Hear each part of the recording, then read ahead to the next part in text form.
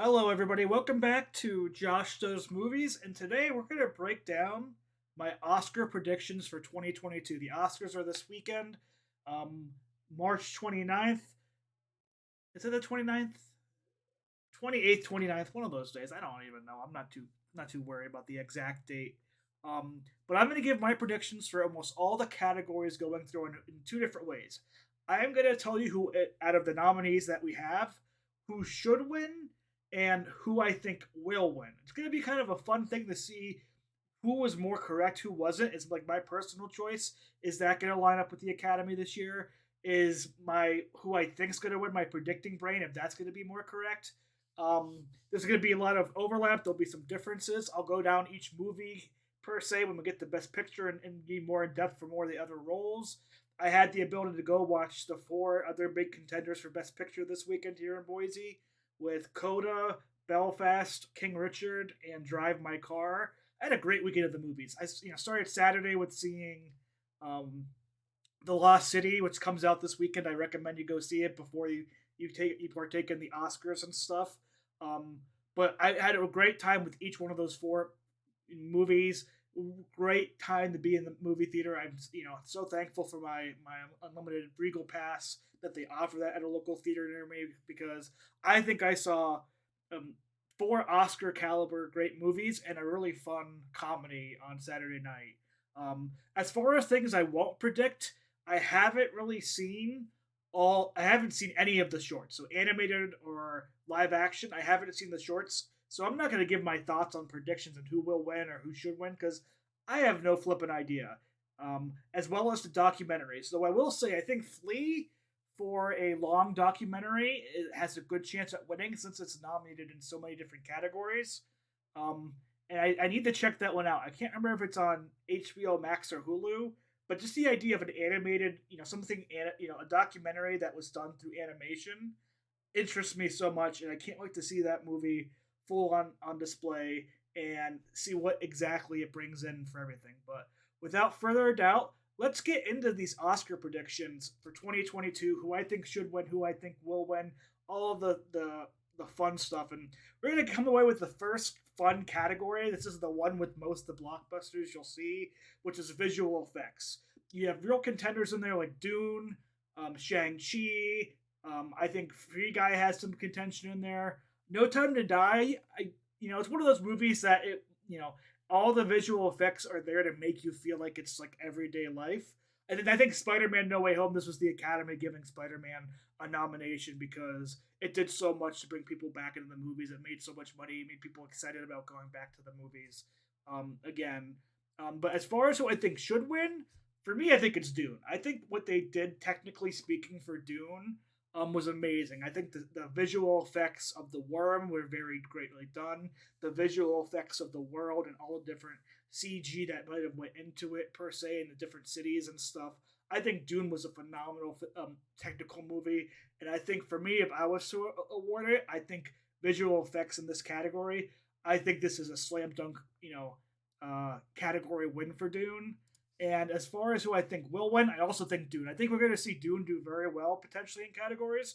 We'll see what I think in other different categories, but I think when it comes to technical stuff, I think you're going to see Dune have a strong presence with the Academy and getting a lot of different awards from people. But that's my feelings on visual effects. Again, I wouldn't be surprised to see a Shang-Chi win here or a No Time to Die, but I think Dune is the heavyweight in this category, and I think Dune's going to win it pretty easily. So next up, we have sound.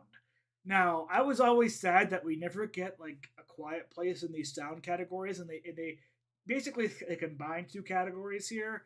But we have Belfast, which kind of did a great job of you know being subtle with some of the wartime stuff that's going on there in the movie. Dune again, with the score, with all the like different little things going on in the background, the different fight scenes, the different chase scenes.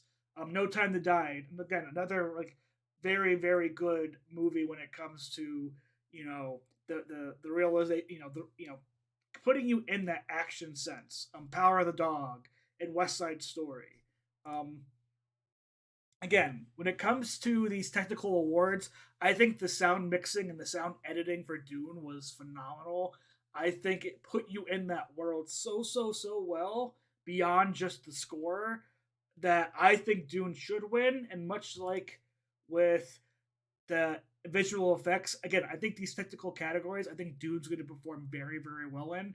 I wouldn't be surprised to see West Side Story steal this one a little bit, but I think Dune is the standout when it comes to sound editing and sound mixing.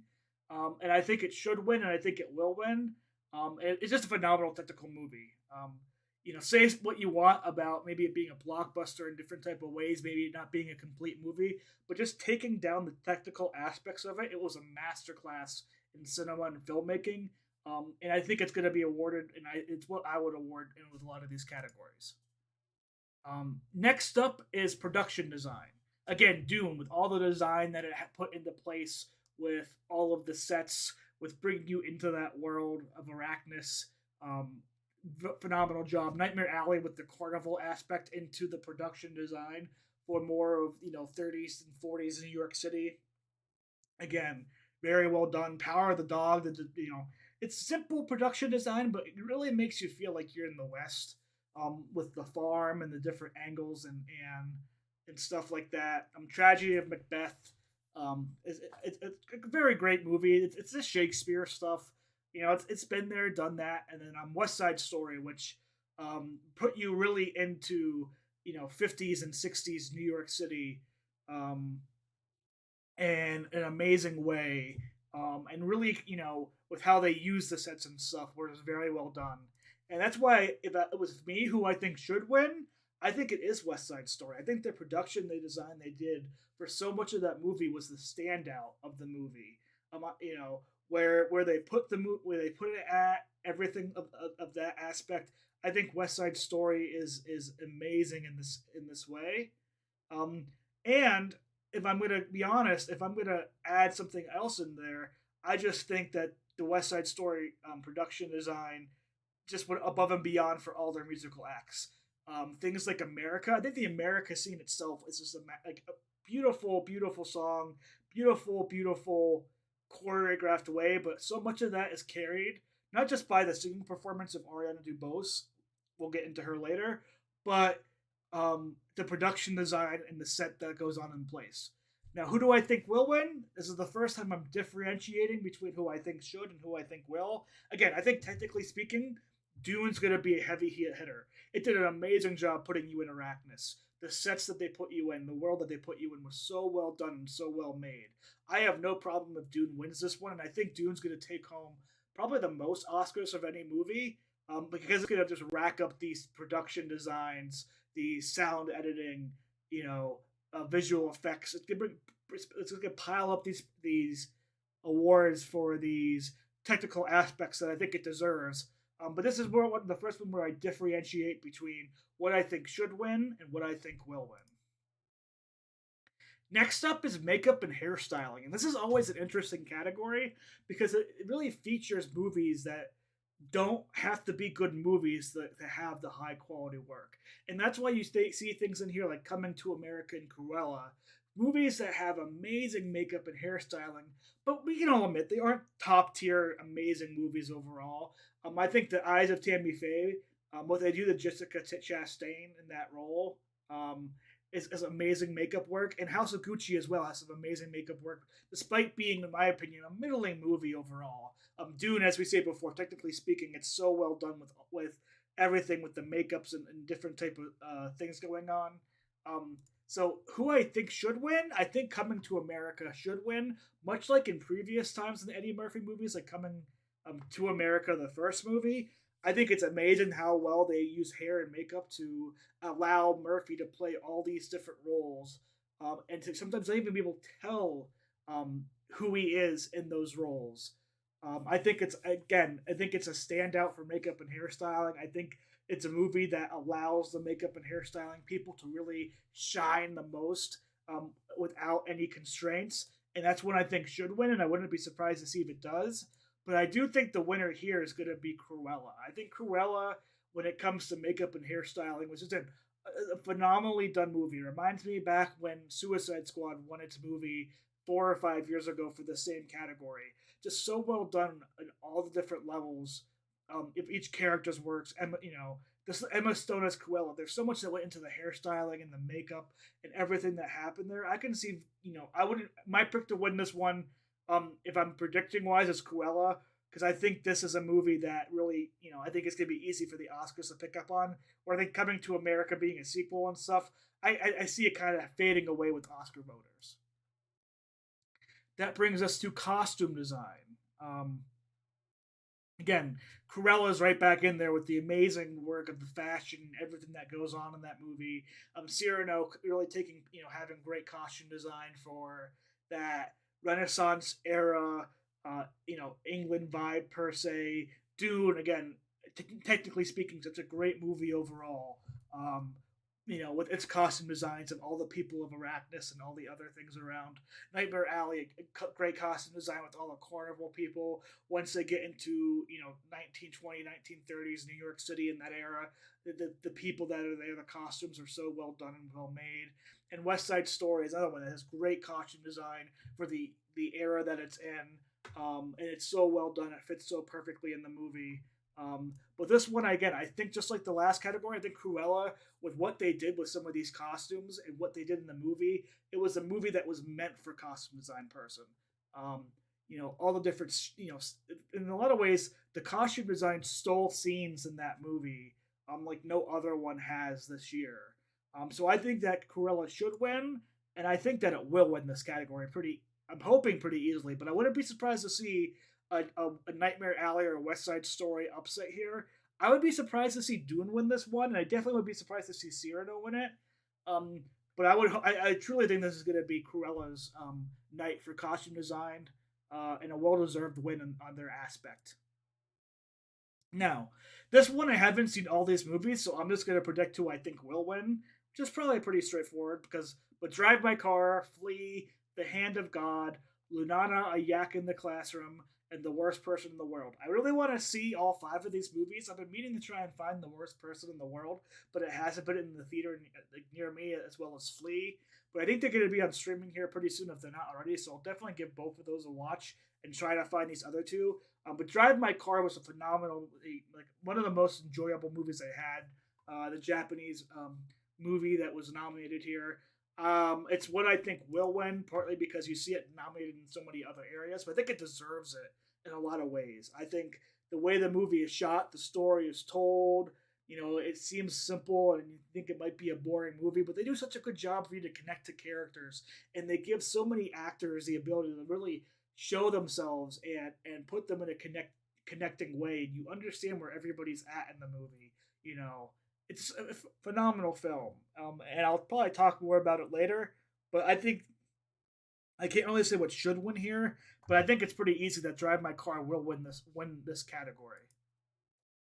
Original song. So we have Be Alive for King Richard, Dos Origutas for Encanto, which I forgot to see in Encanto, bad misspell on me.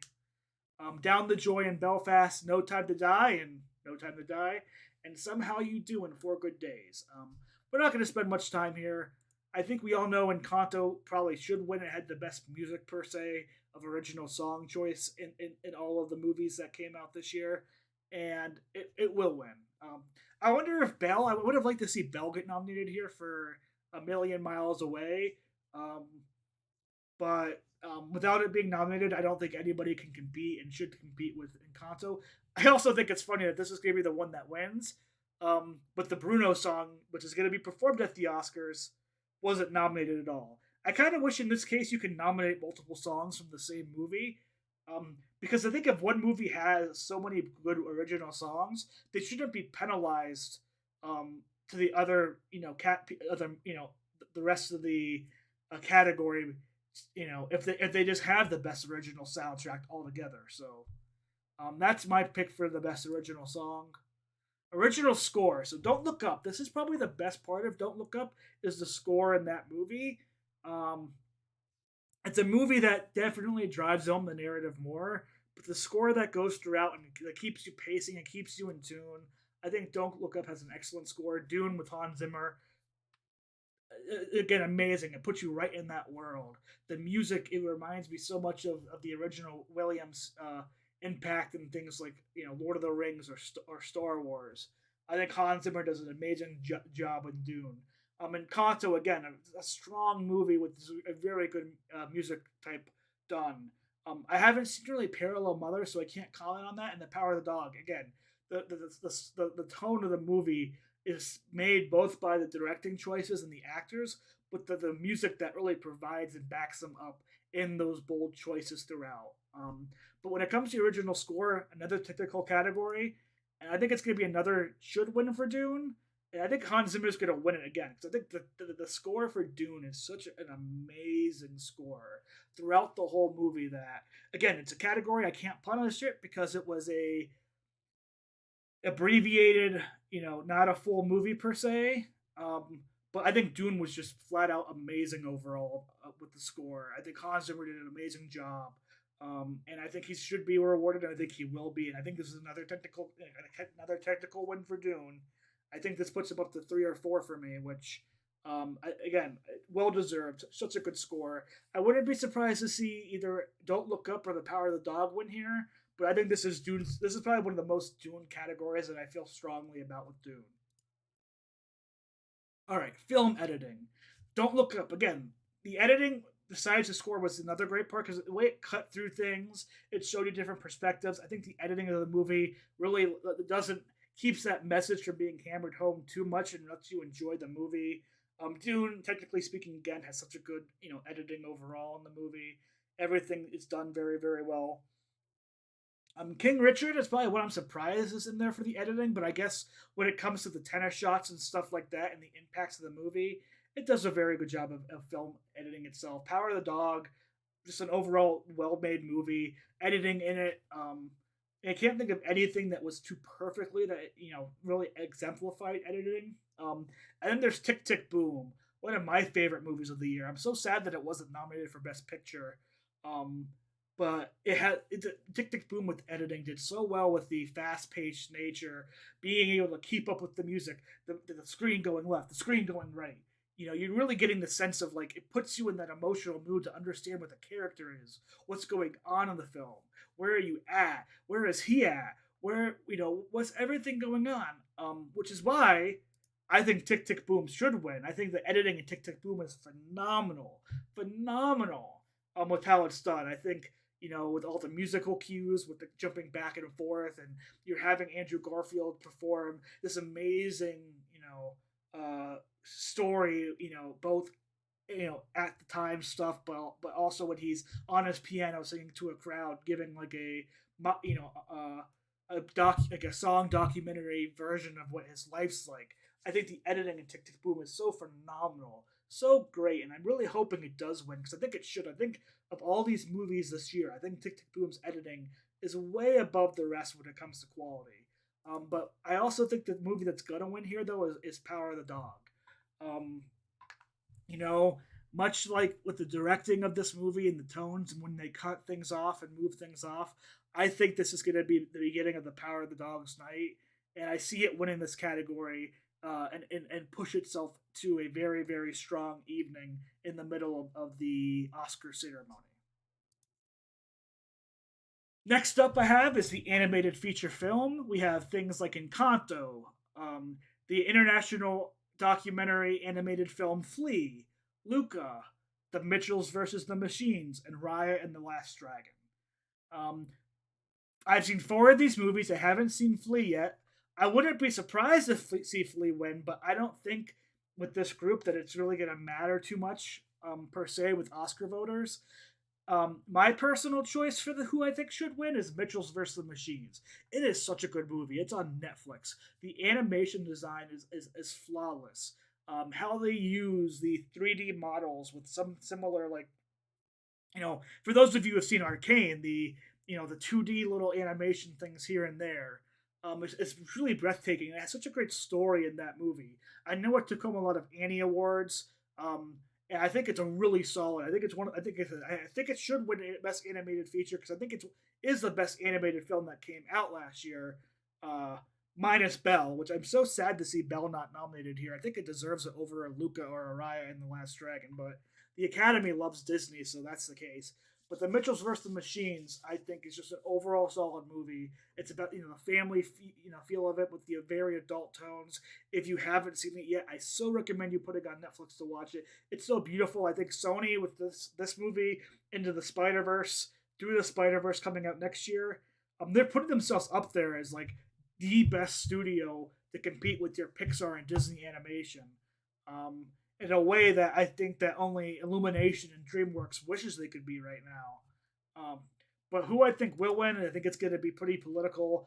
I think Disney has a lot of sway with the Oscar Academy for this animated feature, so I think Encanto is going to win the animated feature film award. I'd be so happy to see Mitchell's versus the Machines win because I think it deserves it.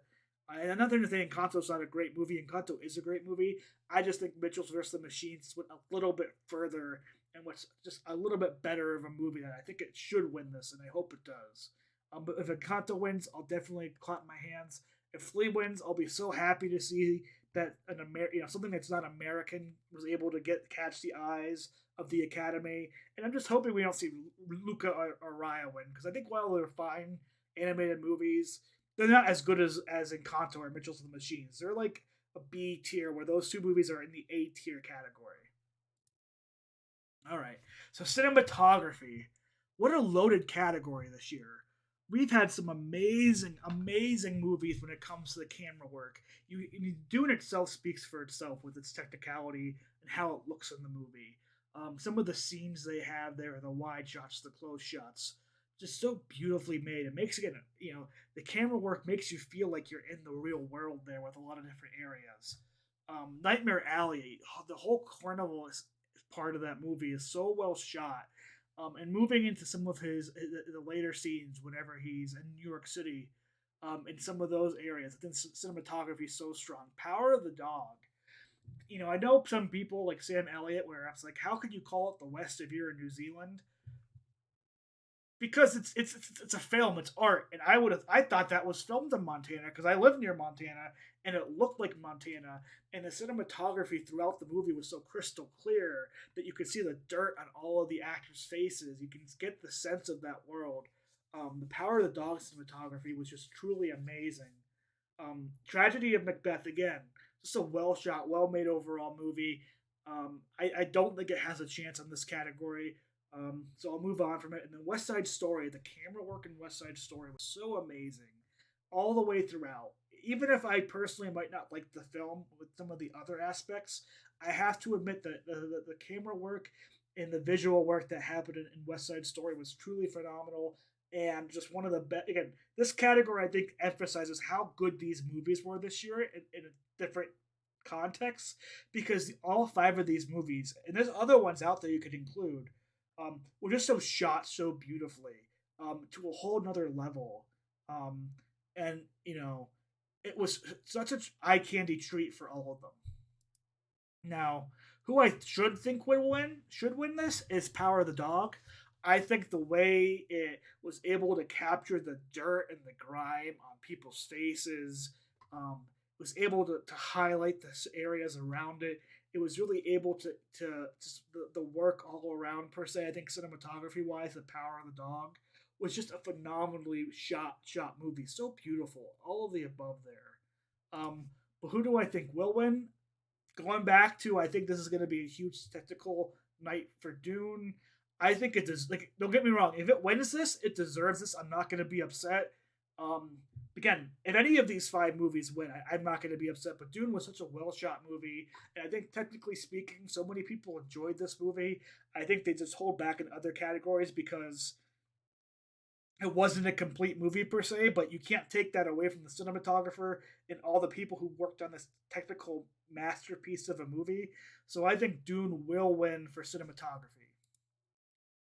All right, so adapted screenplay for stories. We have Coda finally jumping up, which is an adapted screenplay of this coming of age story for this senior in high school girl who is the only hearing slash speaking person in her all deaf family.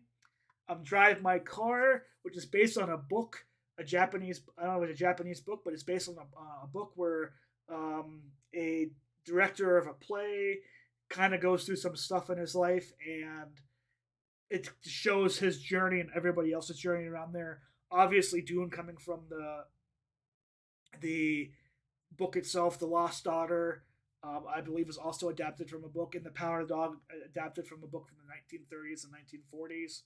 Um, this is where I think we're going to start seeing some Coda love. I think Coda should win because I think the way they handled so much of that movie for a screenplay was so well done, and where it handled the different moments and some of the choices they made in that screenplay. Like for instance, there's a point in the movie where they highlight what it's like for the family to be deaf, and what their life is like and how they have to read the situation with that. Such a greatly written scene, um, in a very crucial part of the movie that I just think should be was just like beautiful and well done. Um, and I also think for reasons like that, I think Coda will win. I think this is when people are going to be like, okay, we're getting to the bigger awards. Um, who's going to be running up? Who's going to be some of the favorites for Best Picture? We're seeing a lot of Dune. Um, I think Coda is going to come in here and steal it from Power of the Dog, and take that adapted screenplay. When don't get me wrong, I think Drive My Car has a chance here. I think Drive My Car did such a great job with the adapted screenplay that it had for what seems like a very boring story. But I'll get into a second why I don't think it gets the award here, but it may get a different award somewhere else. But I think adapted screenplay Coda was truly amazing. Original screenplay, we have Belfast, Don't Look Up, King Richard, Licorice Pizza, The Worst Person in the World. So I haven't seen Worst Person in the World. If it wins, great. I want to see this movie. I hope it's good, but I don't think it has much of a chance. Don't Look Up as well. The message is like hammered home times 1,000. And while that may play good with the Academy, I think for enough people, I think it hits a point where it's just a little over the edge of like you're insulting my intelligence with the screenplay. Again, still an enjoyable, decent movie, but one that you're just like went a little too far. King Richard is a very solid one, but it kind of fits that generic mold per se of the sports movie with the father that pushes the kids and pushes it through too hard. And then there's Licorice Pizza, which I am praying out there does not get any wins in screenplay, director, or best picture, because this movie has two things that I personally do not like, and one of them I think strikes a tone to where we should be hoping that the Academy doesn't reward things that happen in the movie. The first one, which I think either way is just a personal choice for me, is I did not like how it handled the 25-year-old relationship with the 15-year-old, and at the end of the movie, how instead of having them veer apart and go separate directions, it kind of banks on you wanting to see them together. And I think for an average person, nobody should want that. This is a 15-year-old boy and a 25-year-old woman. This is not okay, and it's not okay in the 1970s when this movie was made either. Go ask people who lived in that era. How would their parents have felt if they were in that same role? And I bet you most of them would be like, I'd be either disowning my kid or punishing my kid for even thinking about that type of relationship. But the more egregious thing that happened in the movie was the twice done Asian racist joke to where it has nothing to do with the movie. Nothing to do with the movie whatsoever. Where they have a store owner of a Chinese or Japanese restaurant speak to his Japanese or Chinese wife in English, but with a Asian accent. And it was one thing to do it once, and it was like I thought that was distasteful. Whatever, he did it once, you thought it was funny. I don't like it, but they come back and do it again. And this has nothing to do with the plot of the movie. This has nothing to do with the story of the movie. This was something that was put into the movie twice. And I have Asian friends. I asked them who've seen the movie, what do you think about that? And they all come back and they just say, like, I thought we moved past that type of stuff. Like, this movie didn't need that joke. If you cut it out, the movie stands on its own and you may still have the same issues with the age, but it was such a non-important part of the movie that the director chose to write and put it in there twice, Paul Thomas Anderson, that they can't help but feel like it's racist. And they hope, and I'm right there with them, that the Academy doesn't award something for including such obligatory racist done things. Um, and I'm right there with it. So I kind of knocked down each one of them, which means I think the one that should win is Belfast. I think the story that it tells with Belfast, Northern Ireland, and everything going on with that family in kind of a pseudo Civil War um, area, I think was truly amazing. And I'm hoping that because of this, the other stuff that happened, enough Academy voters will look at that and see this great story being told with this family through this child's eyes, that it gets the win to it. I think it will win. I'm hopeful for Belfast that it should win this category and that it will win this category. I'm just praying that we don't see Licorice Pizza get a win, because I think for a lot of there's going to be a lot of people who see Licorice Pizza win as a we're celebrating a work of material that has blanket racism in it. And it's not commenting on racism in a bad way. It's trying to make a joke using racist undertones, and I don't find that okay. I think other people don't find that okay as well. So on to some of our more major categories with acting, directing, best movie. We have actor in a supporting role. We have Kieran Hines for Belfast, Troy Koster for Coda, Jesse Plemons for Power of the Dog, J.K. Simmons in Being the Ricardos, and Cody Smith McPhee in The Power of the Dog. The only one that I think that doesn't have a chance here is J.K. Simmons. I think he's fine in Being the Ricardos, but this isn't his best work, and I don't think he's on the same level of quality as the other four actors in this role. I loved Kieran Hines in Belfast in that grandfather type role, with how very important to the movie and giving understanding to the child main character, as well as what's going on in the world for the adults that is his son and his daughter-in-law. Just Troy Kotsur. I'm just gonna look up. I'm gonna look up right now. Is Troy Kotsur deaf? Because whether he is or isn't shouldn't matter, because the performance was truly amazing. Uh,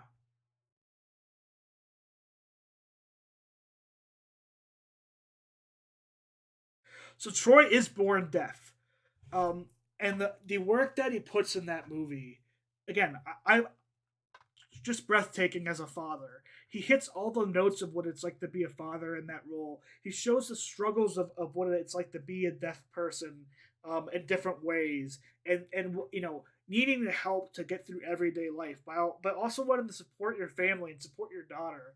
Just an amazing role for him. Jesse Plemons playing the brother of Benedict Cumberbatch's lead role. And how he's kind of he's doing the farm life and stuff, but he's being himself in society. He's being the smart person. He's looking out for his brother. He's falling in love with Kirsten Dunst's character. A well-made role, kind of a foil of what Benedict Cumberbatch is in that movie. Cody Smith McPhee in Power of the Dog, being the son who is more likely than not gay, and dealing with the struggles of this toxic masculinity of the Western cattle frontier style role. Him being very smart and understanding what's going on with his mother and why it's not good, and being something, getting close and opening himself up as a teenager who was growing up to people that at first seemed opposed to him, but coming in had more in common with him than he thought.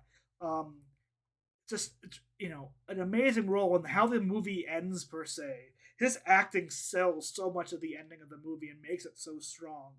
Um, which is why I think Cody Smith McPhee should win, and why I think he will win, because I think he puts like the nail in this movie, with the whole ending of the movie, and just his relationship with both his mother and with Benedict Cumberbatch's, I guess his uncle, um,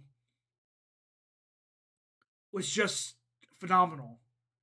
and the places that he had to go and the subtleties he had to put in there to have you as the audience member, the viewer, understand where he is and understand the decisions he made and how it affects the outcome of the movie. I think is amazing. I think he's a born star, and I can't wait to see what he does more in the future. I honestly I hope any of the four people I mentioned, Kieran Himes, Troy Kotzer, Jesse Plemons, Cody Smith McPhee, any of them win, well deserved. You know, but I think Cody Smith McPhee just put in one of the best performances of the year, supporting our main actor role wise. Now we're gonna go with the actress in a supporting role. Jessie Buckley, The Lost Daughter, Ariana DeBose, West Side Story, Judi Dench, Belfast, Kirsten Dunst, The Power of the Dog, and Anwane Ellis. And I probably pronounced that so wrong, and I apologize to that actress and whoever is that that the name is common to. But I think this is a two-horse race between Kirsten Dunst and Ariana DeBose. I think DeBose steals West Side Story so much that I think it hurts the rest of the movie in different ways. She's such a great presence. She brings such fire. She sings so well. Her acting is so on point when she's in the performance as well as when she's not. Truly a superstar made in that movie. Kirsten Dunst in Power of the Dog. So I know people can say like, oh, playing the drunk is an easy type of role, but she goes beyond just that. She shows she has such a complex relationship with Jesse Plemons, her husband, and extremely Benedict Cumberbatch's character, and how he's how she's happy that he's being friendly with the son, but also worried and upset that he's being friendly with the son, and how it's driving her and her life into a different way. Um, and I think it's just a two dog race. And just like Cody Smith McPhee, I think Kirsten Dunst, again, the supporting roles in Power of the Dog are so strong with acting that I would personally pick her as a should win for this category. I think on this list, I think she stands out the most with her impact in a movie, and not she plays the supporting role so well without overshadowing the other parts of the movie. But I think the winner's going to be Ariana DeBose because she's a breakout star. She's all anybody can talk about when it comes to West Side Story for a great reason. And I think much like the original Annette won her supporting actress role back when the original West Side Story happened, I think the same thing's going to happen for Ariana DeBose this time. All right, now let's get to the acting in the lead roles. So we have Javier Bardem in Being in the Ricardos, Benedict Cumberbatch, Power of the Dog, Andrew Garfield, Tick Tick Boom, Will Smith in King Richard, and the amazing Denzel Washington in The Tragedy of Macbeth. Powerhouse category. Five performances that could have won any given year. Javier Bardem in Being the Ricardos is such a strong role. Benedict Cumberbatch being the lead, going back and forth between being the over aggressive leader of this cowboy ranch, but also the delicate nature of understanding what his nephew, his now nephew, what the interests are and how they parallel with each other and how he sees himself in him, and goes more of to that delicate side. Andrew Garfield and Tick Tick Boom, man, he sings, he dances, he gives you so much energy, he gives you so much sorrow, so much drama, so much comedy. He is the movie. Tick Tick Boom might as well just be Andrew Garfield doing everything amazingly. King Richard having Will Smith there, such a so like this is a role that he can be familiar with, being that kind of father, but he toes the line between being a parody that you hate and just a real person, that we all love and see and are rooting for so much, and the annoying person that there's parts in the movie where I'm like, I hate you, shut the up and just be quiet and let your family and daughters and everyone around them succeed. You did so well as a father. Now just let them be. Um, and showing his struggles and why why he's holding them back in different ways. An amazing role for Will Smith. Does an amazingly acted role. And Denzel Washington doing Shakespeare. enough said. Enough said there.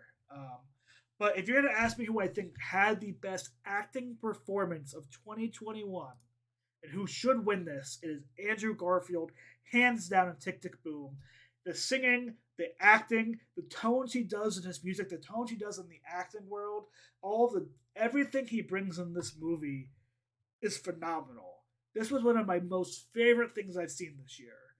And I would say 90% of it, 90 to 95% of it comes down to Andrew Garfield and his performance in this movie. Um, and the journey he takes you on. And I think he should be awarded this Oscar. I think this is one of the great performances that I've seen in the last decade. I think it was I don't want to say breakout because he's already a great actor, but it was just on another level when it comes to film and art. I can't think of a single thing I think Andrew Garfield did not do well in this movie, and something that he missed. He did drama, he did comedy, he did singing, he did dancing, he did just total switches. He, facial expressions, everything you can think of in acting. I think Andrew Garfield nailed and destroyed so well on Tick Tick Boom, like to another degree. But this is the Oscars. And to my knowledge, I don't think Will Smith has won an Oscar yet. And this is a very political role. It took Leo so long to get his Oscar when I think he had much better acted movies than The Revenant, but he got it. I think the same can be said with Will Smith. He's done much better acting in previous years. But because he's older, because he hasn't gotten there recently, because he put so much into this movie, and this movie hasn't been recognized other places, I think Will Smith's going to win for King Richard, and deservingly so. Don't get me wrong.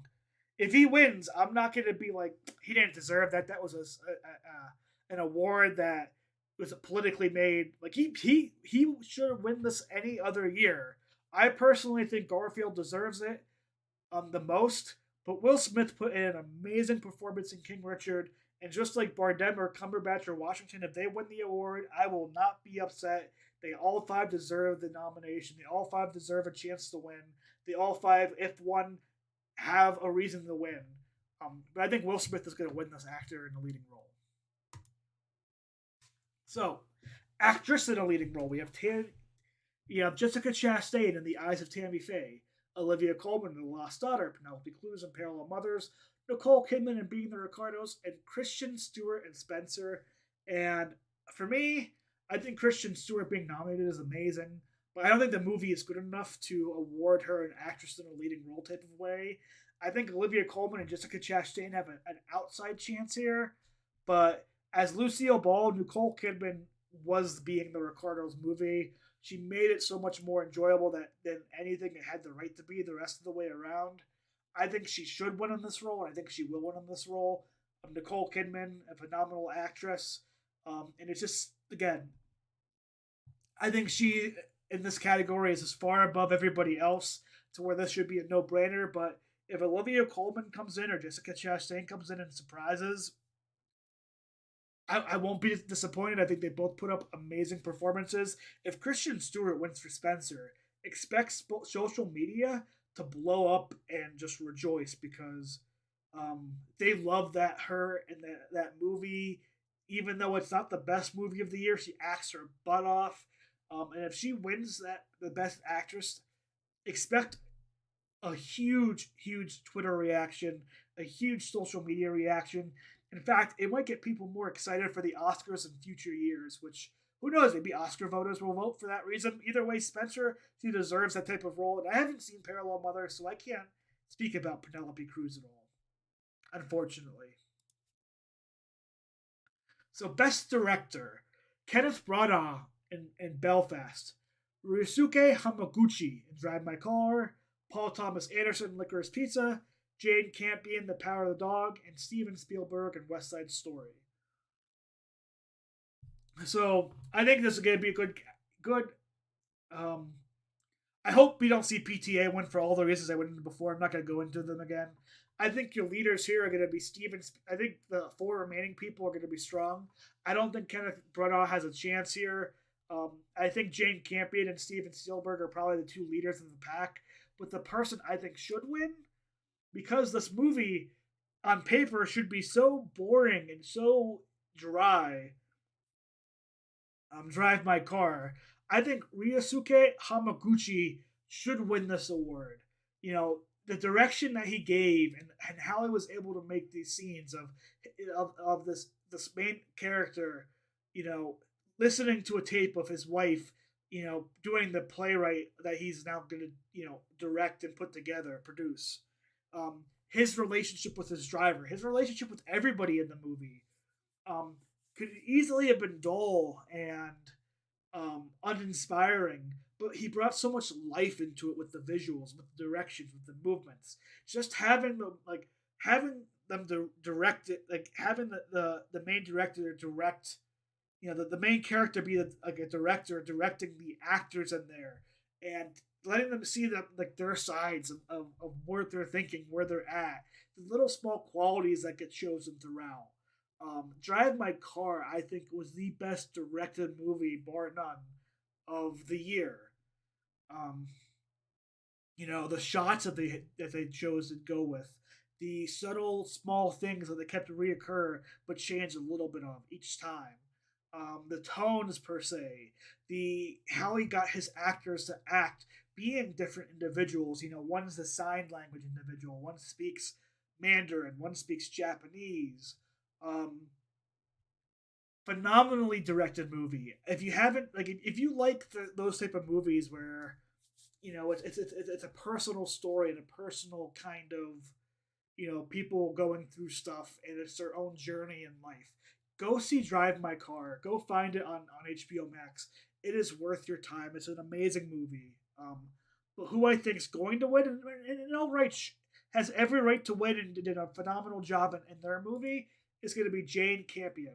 I think the Power of the Dog and what she did with Power of the Dog, with the visuals, with the tone of the movie, the shots of the movies, the choices that were made, um, were absolutely phenomenal and deserving of this award too.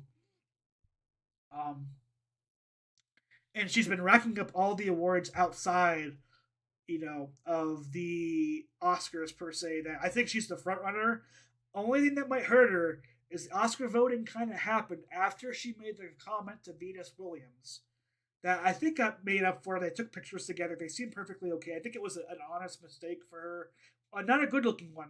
There's a chance she might not pick up votes there, but I think she's going to come away with a well deserved win for an amazing movie in Power of the Dog.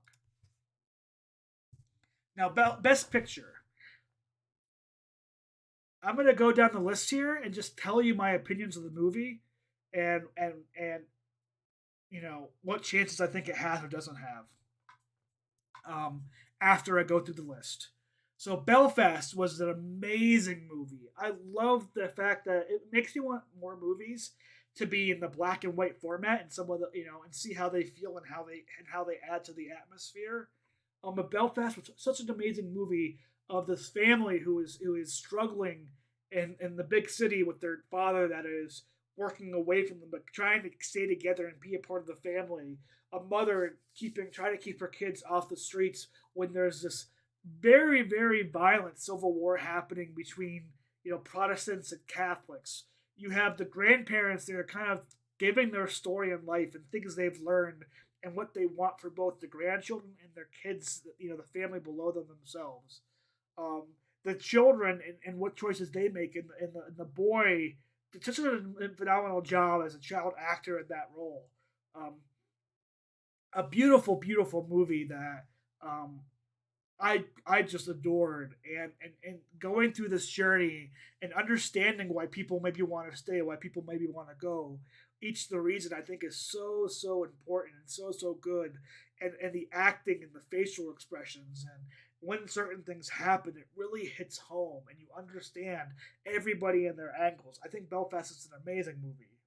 Coda, phenomenal one that I had no idea what it was about when it went in. All I know was people were saying it's coming up for potential wins in different categories like best picture, best screenplay, stuff like that, best ensemble cast in the Screen Guild Actors Award, and wow, having the Death family and the everyday life struggle with their fishing boat and where they are in the world, and seeing their daughter who is playing the in between, and she wants to be something more, but she also cares about her family, and the acting that goes on to it. Such a phenomenal movie. The music in it's very overdone. A little bit there. There's a little campiness with the high school teacher, and everything else going on. But Coda has such heart into it and has such a connection, and you really understand, the feelings of being, of comfort, and what it means to be heard, and what it means to be recognized,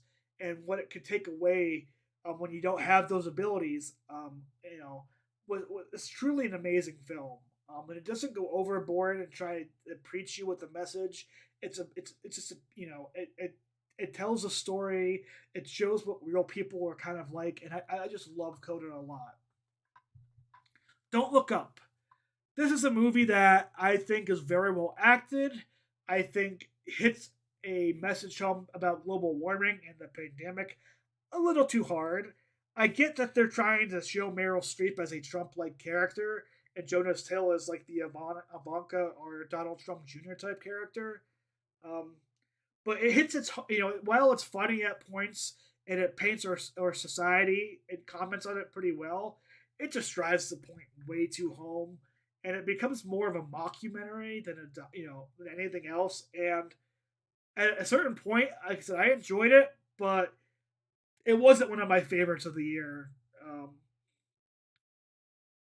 Drive My Car, like I said, it was such a phenomenal movie, and telling these people and all these little individuals and where they're at in their life and their story and what they're going through, and the main character and what he's going through in life and how he feels and what he has to put behind him and what he has to, and what he doesn't, what he accepts, his driver and what she's gone through, you know, people that are a part of his play, what are their journeys in life and what are they like.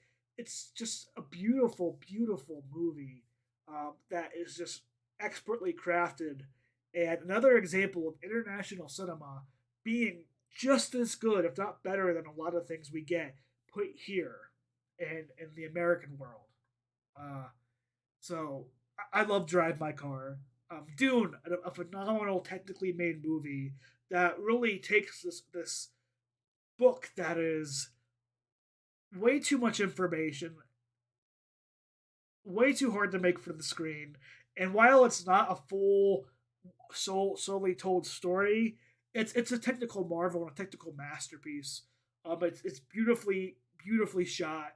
It's amazingly made. The technical aspects of this movie are just pure phenomenon. Um, and the acting all around was quite good with this movie, and I can't wait for the next one to come out. Part of me is always worried because I know they announced it, but it didn't make that much at the box office. So I'm hoping with these awards that come through and everything, they're just going to do very, very well, and pushing that next movie up forward as quickly as possible, so it doesn't get lost. King Richard. What a great story of the Williams sisters and their family struggles growing up, and I learned more about that than I would have. Even somebody who watches tennis and loves tennis, I had no idea the choices their father made at the time when they were growing up, because that was the early '90s. I was a baby. I was just being born. Um, but an amazingly acted movie by Will Smith and the supporting actors. The mom in the movie for me steals the show. I think she's the best, the absolute best person in the movie, and the points that she brings across, and where she puts herself, and how she's able to translate how she feels about everything going forward. Um, an enjoyable, uplifting movie, one that I recommend everybody watch together. Beautiful movie with King Richard. Licorice Pizza, I talked about it.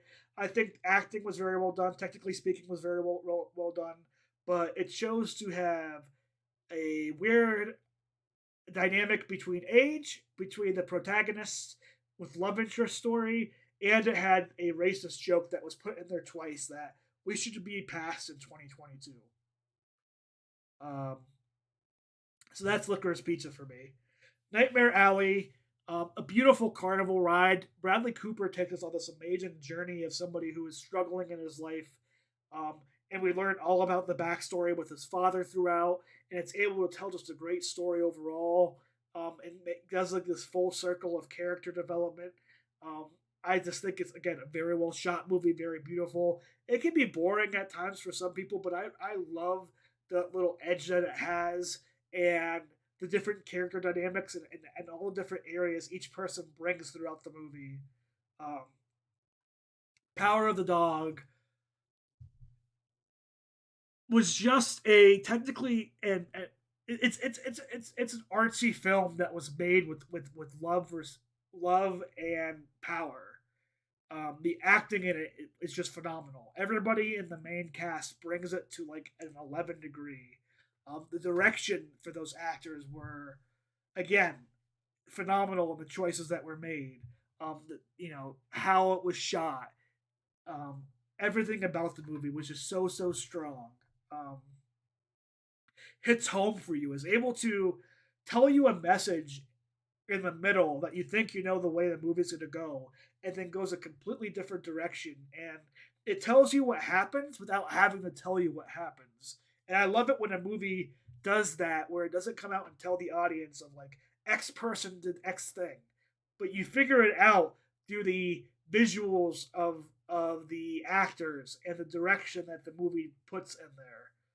Power of the Dog is just a great story. Um, Overall and a great overall movie. Finally, we have West Side Story, which is a very solid remake. I'm not gonna lie, Romeo and Juliet has been done 1,000 different ways. West Side Story has great music. It has great choreography. Some great acting by individuals like Rachel Zegler and Orlando DeBose. But the story for me, I don't like it. I think even though this movie was made and put on in the 1960s and it's a playwright that we've had before, some of the things that happen in this movie I think insults the intelligence that we have today. The idea of a main character sleeping with somebody that had just murdered their brother is, and it's somebody that they just met too. It's not like it was like somebody that they have a strong relationship with that was longer standing. Um, doesn't hit home for me. Um, so while technically speaking, it's so well shot, the production design is amazing, the singing, the dancing, and everything there is amazing. The story is so weak, and I think it's insulting that the movie ended up, that of a musical that we had to do, you decided to remake West Side Story. I know it was probably something Steven Spielberg grew up and loved and wanted to do, and he did a great job with the movie. I think the base story itself it's meh. Um, and as much as you can put on an amazing stuff around it, I think if you really want to break it down and look at what should be best picture overall, I think you can't include West Side Story. I mean, I think it's insulting to women. Um, and I know I'm not a woman to say that, but again, I have friends who watched it with me that are female and never saw the original like myself, and we all thought the same thing when it came to a certain scene where a character confesses that they murdered somebody's brother, and then they end up sleeping together. Was just like that's not that's not art. That's unrealistic that we can inspire to, and that's not realistic at all. So I don't root for these people anymore. I don't like these people anymore. And I think that's why West Side Story doesn't do well at the box office, and that's why I don't think it's good. It should. I don't think it has. I don't think it should win Best Picture, and I hope it doesn't win Best Picture. Now, what do I think was the best picture of the year overall?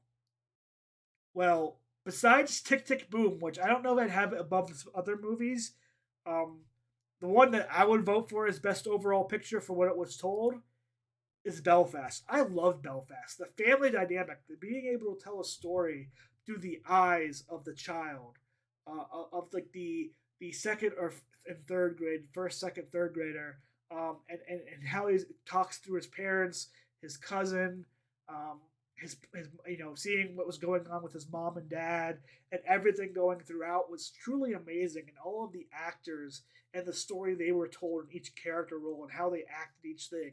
There's a scene with the mother where truly haunts her and what she sees happens shifts her tone completely in the movie in a way that makes perfect sense. And you understood what she felt like before the movie was, and she gave such a great performance throughout the movie under understanding that role. The grandparents with Judy Dench and Kieran Hines were just amazingly, way to kind of tell everybody what's going on, how they feel, but also showing that they want what's best for their family. They want what's best overall. Um, just a beautifully made movie, and a beautifully done overall film. And if I had to choose what should win, in my personal opinion, I would put Belfast up there. Number one, it was my favorite thing I saw of 2021. Just an outstanding movie. I love it. Um, what is the one I think will win though is Coda. I think Coda has all the momentum for all the right reasons. It's a phenomenal movie that shows acting and a story that is about individuals who are deaf. It brings in great performances from all of the actors. There are moments in there that I think people connect to. Um, there is struggle and there is real life pain going on with all the with the main character and her family. It is fun to watch. There's a great music involved. While it maybe can't be at some points, I think this movie just has an overall positive presence. And I think when you watch this movie, I think anybody would probably enjoy this movie. It has comedy, it has action, it has maybe it doesn't have that much action, but it has comedy, it has music, it has heart, it has family connection, it has struggle, it has so much that you want in a movie overall. And I think Coda is coming in strong, winning a bunch of rewards, and I think this movie's going to win Best Picture. And you know what? Even though I might have liked Belfast the most, if Coda wins the Best Picture, like I predict, I'm going to be so happy for it. I'm going to give it a big round of applause. It's on Apple TV. I don't know if there's a way you can buy it through any other places, but this is a movie worth seeing. I love it. I told my family about it yesterday on the phone and how it's such a great movie and how I can't recommend they watch it enough. I want people to see this movie. It was so fun. It was so loving. I had such a great time in it. And I think it has so much momentum coming into the Oscars. I think it's going to win Best Picture. And when it does, I just am going to be nothing but happy for it. Other movies I hope could get it. Obviously, Power of the Dog is one that I think is a favorite that I would not mind seeing. If Drive My Carpool to like a Parasite, I would be so happy. It wasn't my favorite movie. I had still probably put it right below Coda as like my third favorite movie of this list. Um, but I love when we see international films get recognition because I do think they're putting out higher quality than some of the stuff that we're putting out. Um, but that's my predictions. Tell me what you think is going to happen for the Oscars. If you stayed through this full hour video, thank you so much. I when I did my reactions, I got a lot of people viewed, gave me some thumbs up. If you like hearing this stuff, give me a like. Put a comment below of who you think's going to win. Let's talk about stuff like this. I love movies. I love talking about movies. I went over an hour just going over all these categories and what I think.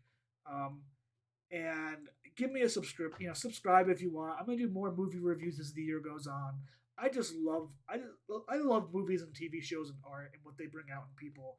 And I do this in my spare time for fun because it gives me a way to talk about things where I might not talk about them with other people. Um, but I just truly, truly can't wait for the Oscars. I hope it's going to be a great night, and I think it was a great year in cinema. I think 2021 will go down as quietly one of the best years of movies we've had. And amazing that it came out during the pandemic, but there were some just monumental, amazing movies in this list, and there's things that weren't even nominated that I think were also phenomenal throughout. But yeah, leave a like, subscribe. Tell me what you think below. Who do you think should win Best Picture? Who do you think is going to win Best Actor, Actress, all that stuff? Um, I'll catch you on the Oscars, later on. We'll see how I did, and expect a movie for a review this weekend for Everywhere, Always, All at Once. The multiverse movie that's made by A24 this weekend. I'm looking forward to it. And if you're looking to see a movie this weekend, if you're just looking for fun, go see the Lost City. I think you're going to enjoy it. But until then, I hope you all enjoy the Oscars. Thank you if you stayed through this whole entire way to watch. This was way so long of a movie. A video. I spent over an hour on this, but I really love the movies. I wanted to break everything down and give my thoughts because I don't get that many people I can do this to. So, um, thank you. I'll see you next time. And as always, I hope you have a wonderful day.